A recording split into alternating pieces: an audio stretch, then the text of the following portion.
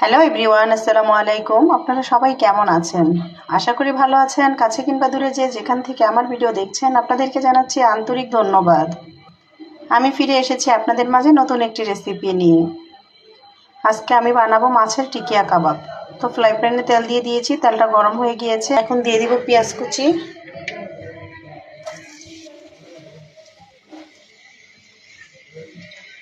পেঁয়াজটা আমি হালকা করে ভেজে নিব, একেবারে হালকা ভেজে নিব। এখন দিয়ে দিব আদা রসুন বাটা,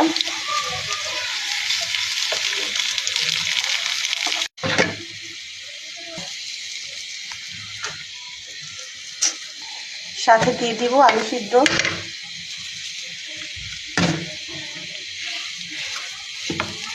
আলুটার সাথে আমি ভালো করে মিক্স করে ভেজে নিব।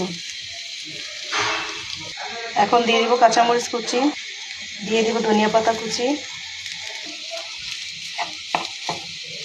তো অনেক কথা বলার সময় দেখা যায় অনেক ভুল করে ফেলি, ক্ষমার দৃষ্টিতে দেখবেন। আমি সবসময় সাধারণভাবে রান্না করার চেষ্টা করি, জানি না আপনাদের কেমন লাগে। তো হয়ে গিয়েছে, এখন নামিয়ে নিব, টিকা শেপ দিয়ে নিব। এখন দিয়ে দিব পুদিনা পাতা কুচি, মেখে টিকার শেপ দিয়ে দিব। এখানে কিন্তু আমি একটা ডিম ইউজ করেছি, তো ডিমটা ভিডিও করতে আমার খেয়াল ছিল না, এর জন্য আন্তরিকভাবে দুঃখিত। তো হয়ে গিয়েছে আমার মাছের টিকিয়া কাবাব। মাশাআল্লাহ, দেখতে যতটা লোভনীয় হয়েছে, খেতেও খুবই মজাদার হয়েছে।